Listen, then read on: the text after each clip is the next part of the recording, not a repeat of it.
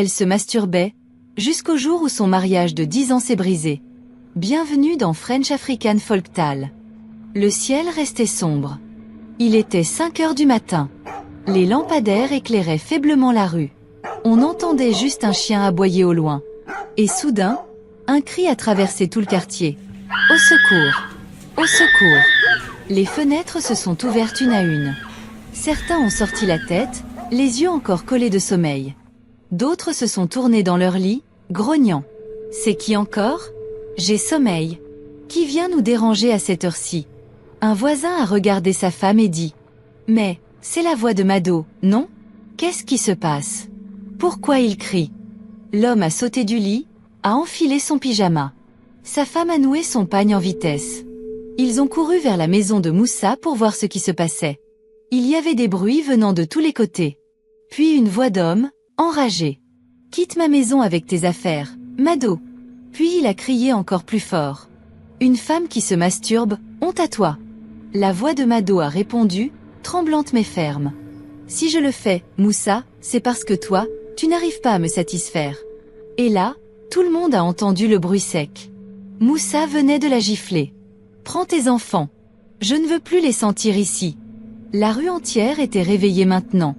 Le couple de Moussa et Mado était en train de s'effondrer devant tout le monde.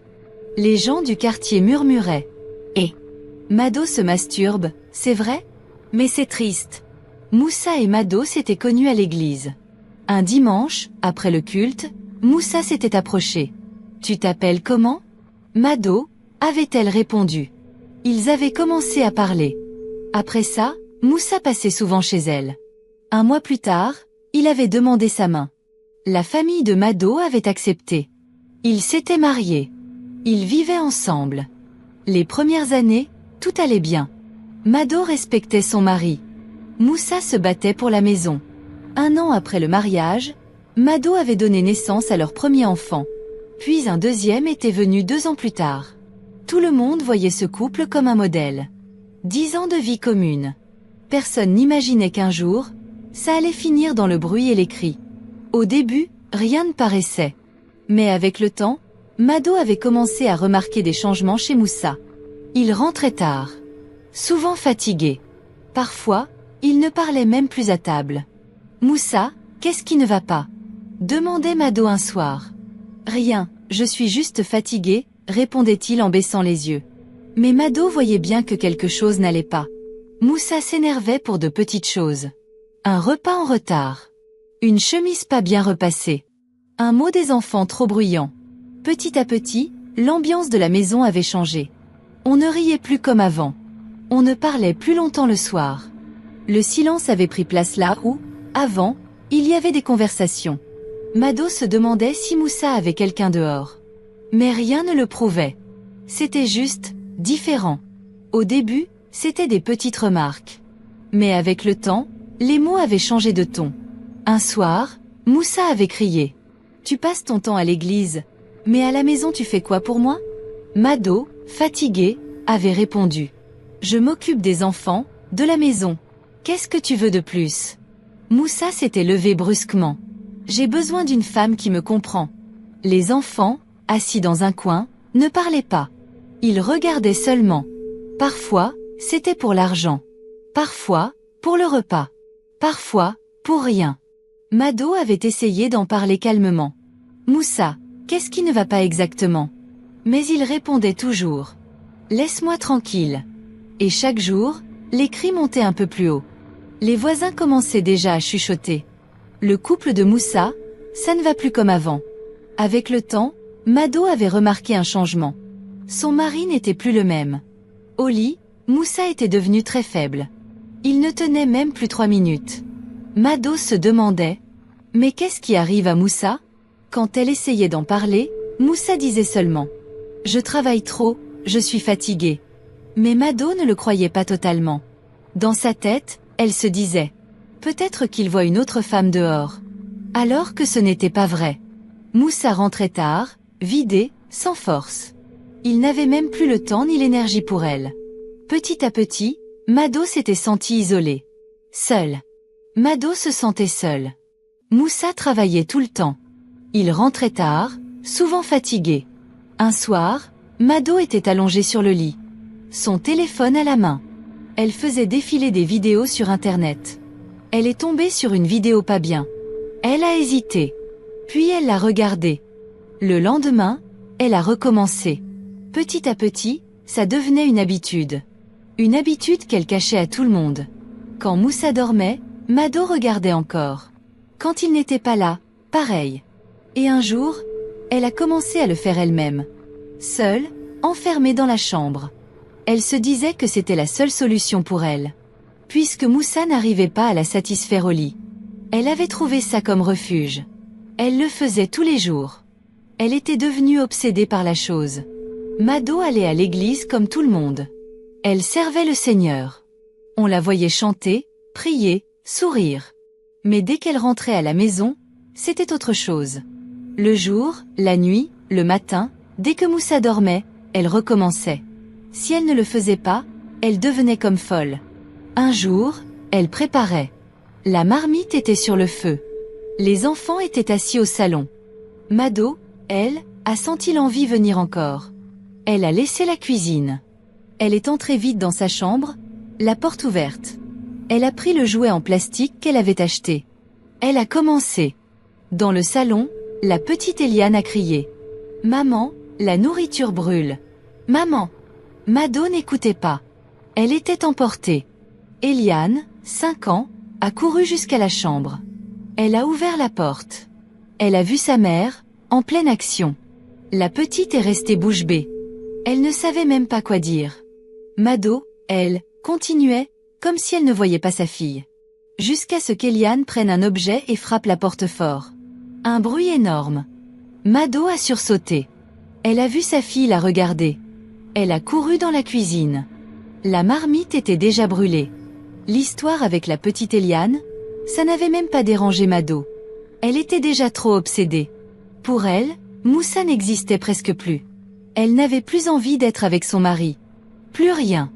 Moussa rentrait du travail. Fatigué. Il trouvait à manger sur la table. Bonsoir, Mado.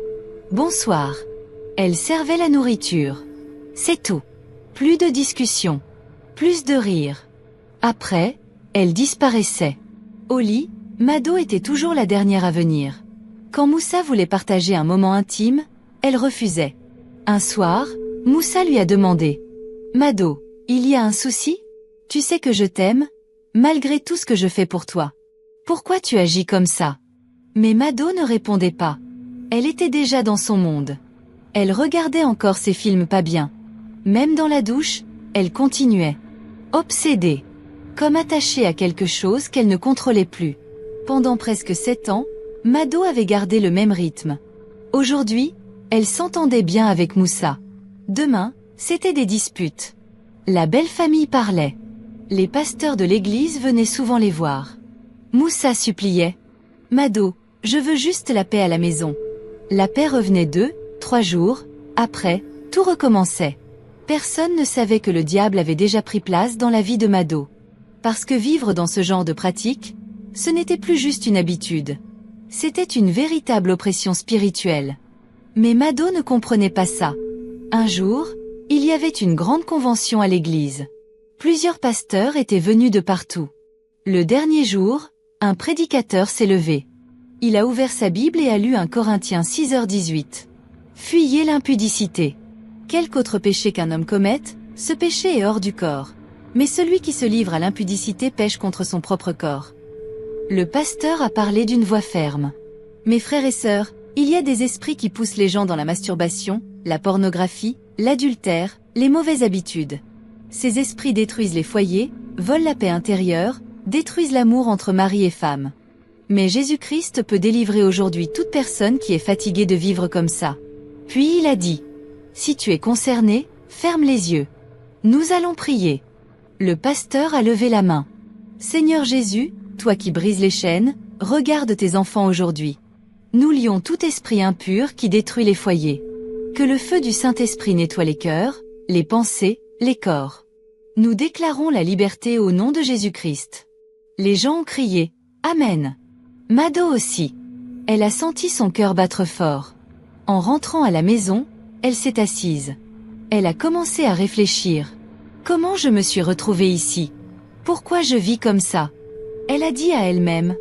À partir d'aujourd'hui, j'arrête. Elle a commencé à prier. À jeûner. Elle voulait vraiment la délivrance. Mais comme le diable est rusé, le combat n'était pas fini. Malgré la prière à l'église, Mado n'arrivait pas à tenir longtemps. 1 ou 2 jours seulement. Après, elle recommençait encore. Il y avait comme une voix en elle qui parlait. Je ne te quitterai pas. Toi et moi, nous sommes liés. N'abandonne pas ça. Tu ne vois pas que ça te fait du bien? Continue. Parfois, Mado résistait. Non, je ne veux plus faire ça. Elle priait, elle jeûnait, elle pleurait même devant Dieu. Mais après, elle cédait encore. C'était devenu un combat de tous les jours. Son corps voulait arrêter. Sa tête disait non. Mais quelque chose en elle disait oui. Mado ne comprenait plus rien. Elle voyait bien que ce n'était pas normal. Ce jour-là, Moussa était rentré plus tôt que d'habitude. Il avait eu un congé au travail. Il pensait trouver Mado en train de préparer. Mais la maison était silencieuse. Les enfants jouaient dehors. Mado? Appela Moussa en entrant. Pas de réponse. Il a posé son sac. Il est sorti et a demandé aux enfants. Votre maman est où? Eliora la grande a répondu. Elle est dans la chambre. Moussa a demandé. Elle fait quoi là-bas? Eliane, 5 ans, a dit doucement. Papa, presque tous les jours, maman ferme la porte à clé. On ne sait pas pourquoi. Moussa a levé les yeux. Ah bon? Il a marché vers la chambre. La porte était fermée à clé. Mais il y avait une petite porte qui reliait la chambre des enfants à celle des parents. Moussa est passé par là. Et là, il a vu Mado. Assise sur le lit. Le jouet dans la main. En pleine action. Elle transpirait. Et pendant qu'elle faisait ça, elle parlait toute seule. J'ai envie de laisser, mais je n'y arrive pas. Seigneur, aide-moi. Aide-moi, mais c'est trop bon. Moussa est resté figé. Ses yeux se sont remplis de colère. Mado! A-t-il crié. Mado a sursauté. Elle a voulu cacher le jouet. Trop tard. Donc c'est ça ta vie? A crié Moussa. Pendant que je me tue au travail, toi tu es ici en train de faire ça. Mado croyait que Moussa allait lui pardonner. Ils ont mangé ensemble. La nuit, ils sont allés dormir. Mais Moussa ne dormait pas. Il pensait seulement. Donc voilà pourquoi elle avait changé. Voilà pourquoi elle ne me voulait plus. Non, je ne peux pas pardonner ça. Depuis le jour où il avait tout vu, Moussa ne dormait plus bien. Il mangeait avec Mado, il parlait normalement, mais son cœur était en colère. Il repensait toujours à cette scène dans la chambre. 3 jours plus tard, à 5 heures du matin, Moussa n'a plus supporté. Le ciel était encore noir. La rue était calme. Et soudain, sa voix a traversé tout le quartier. Au secours! Au secours! Les fenêtres se sont ouvertes une à une. Certains ont sorti la tête, les yeux encore collés de sommeil. D'autres se sont retournés dans leur lit, grognant. C'est qui encore? J'ai sommeil. Qui dérange comme ça? Un voisin a regardé sa femme. Mais, c'est la voix de Mado, non? Pourquoi elle crie? L'homme a sauté du lit, enfilé son pyjama. Sa femme a noué son pagne. Ils ont couru vers la maison de Moussa. Dedans, ça chauffait. On entendait des valises qu'on jetait dehors. Quitte ma maison avec tes affaires, Mado! Hurlait Moussa. Une femme qui se masturbe, honte à toi! Mado crie. Si je le fais, Moussa, c'est parce que toi, tu n'arrives pas à me satisfaire. Et là, tout le monde a entendu le bruit sec. Moussa venait de la gifler. Prends tes enfants. Je ne veux plus les sentir ici. La rue entière était réveillée. Les gens sortaient devant leur maison. Certains restaient aux fenêtres. Une dame a secoué la tête. Et, moi je ne croyais pas. Donc c'est vrai, Mado faisait ça? Seigneur, quelle honte! Un homme a répondu en bas de la rue. Mais c'est grave ça. Son mari travaille nuit et jour, et elle est là-dedans? Une autre femme a ajouté. Le diable, quand il entre dans une maison, il ne laisse rien debout.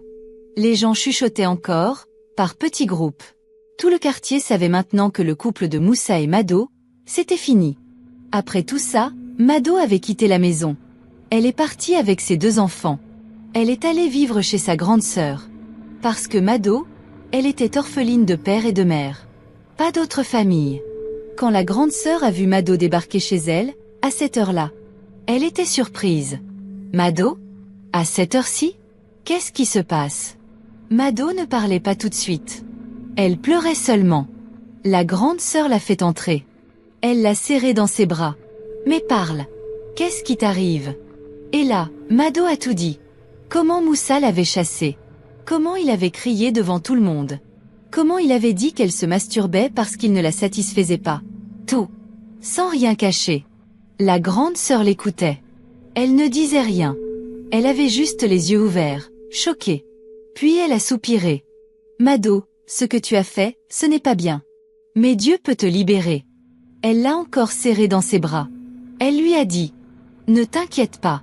Dieu va t'aider. Ton mariage sera restauré. Le jour de la délivrance, Mado était là. Assise au milieu de la petite salle de prière. Ses yeux étaient rouges à force de pleurer. Autour d'elle, les intercesseurs s'étaient mis à genoux. 3 hommes de Dieu étaient debout, les mains levées. Tout le monde chantait doucement. Jésus est le roi. Jésus est le roi. Puis le chant s'est arrêté. Un pasteur s'est avancé. Il a mis sa main sur la tête de Mado. Il a parlé d'une voix ferme. Esprit impur, toi qui détruis sa vie, aujourd'hui c'est fini. À ce moment-là, elle priait fort. Elle criait. Seigneur, je ne veux plus de cette vie. Libère-moi. Les intercesseurs ont répondu d'une seule voix. Au nom de Jésus, sors d'elle. Et là, ils priaient fort. Tous ensemble. Leur voix montait comme un tonnerre. Un autre pasteur a crié. Esprit impur, quitte son corps maintenant. Mado tremblait. Elle pleurait. Elle criait encore plus fort. Seigneur, sauve-moi. Je ne veux plus de ce péché. Ils priaient fort autour d'elle. Ils imposaient les mains. Ils déclaraient des paroles de feu. Tu es libre au nom de Jésus. La salle était remplie de la présence de Dieu. On sentait une chaleur étrange. Comme si le ciel était descendu dans cette pièce. Puis, d'un coup, un silence. Un silence lourd. Plus personne ne parlait. Le pasteur a levé la main et a dit calmement. Mado, tu es libre. Les chants ont repris. Gloire à l'agneau de Dieu. Ils ont applaudi. Ils ont pleuré avec elle. Mado était à genoux, ses mains levées vers le ciel. Mais cette fois, c'était des larmes de joie.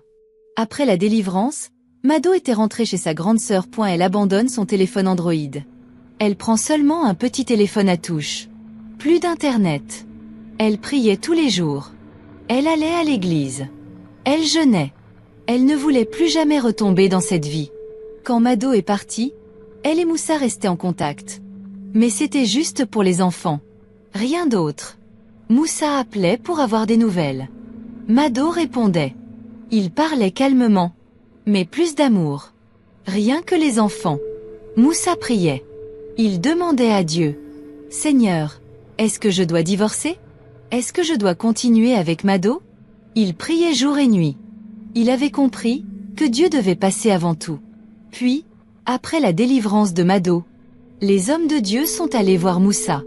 Ils lui ont dit, « Frère Moussa, ta femme est libre. Ce sont des choses qui arrivent. Mais vous ne pouvez pas divorcer. » Moussa a écouté. Il a compris. Il a dit, « Si tout ça est arrivé, c'est aussi ma faute. J'étais trop absent. Je travaillais trop. Je n'avais plus de temps pour elle. » Alors Moussa a demandé pardon à Mado. Mado a demandé pardon à Moussa. Ils ont décidé de tout recommencer. Moussa a même changé de maison. Pas loin. Mais pour tout oublier. Petit à petit, la paix est revenue. La joie aussi. Ils priaient ensemble. Ils vivaient en paix. Et c'est là que tout le monde a compris. Dieu est capable de tout. Mado. 7 ans dans cette vie. 7 ans enfermée dans la masturbation. Mais un jour, elle a pris une décision. Elle a dit, « Seigneur, je veux arrêter. » Elle a prié. Elle a pleuré. Elle a demandé à Dieu de la délivrer. Et Dieu l'a fait. Il l'a libérée. Complètement. Aujourd'hui, Mado parle aux autres femmes. Elle dit, « Ne tombez pas dans ce piège. Cherchez de l'aide. Dieu peut vous sauver. » Peut-être toi qui écoutes. Tu es dans la même situation que Mado. Mariée. Ou célibataire. Mais tu vis ça. Laisse-moi te dire une chose. Dieu t'aime. Oui, ce n'est pas facile d'en parler. Pas facile de le dire à tes parents. Pas facile de le dire à ton pasteur. Mais va chercher de l'aide. À l'église. Ou même en ligne. Trouve quelqu'un qui peut prier pour toi. Parce que le Seigneur veut te libérer. Il veut te sauver. Il veut te donner une nouvelle vie. Si cette histoire t'a parlé, ne garde pas ça pour toi. Partage cette vidéo à quelqu'un qui en a besoin. Abonne-toi à cette chaîne pour plus de témoignages vrais, des histoires qui restaurent les vies. Et laisse un commentaire. Je choisis la pureté. Dieu est plus fort. La lumière de Dieu triomphe toujours. Si tu regardes cette vidéo aujourd'hui, ce n'est pas un hasard. Dieu voulait te parler.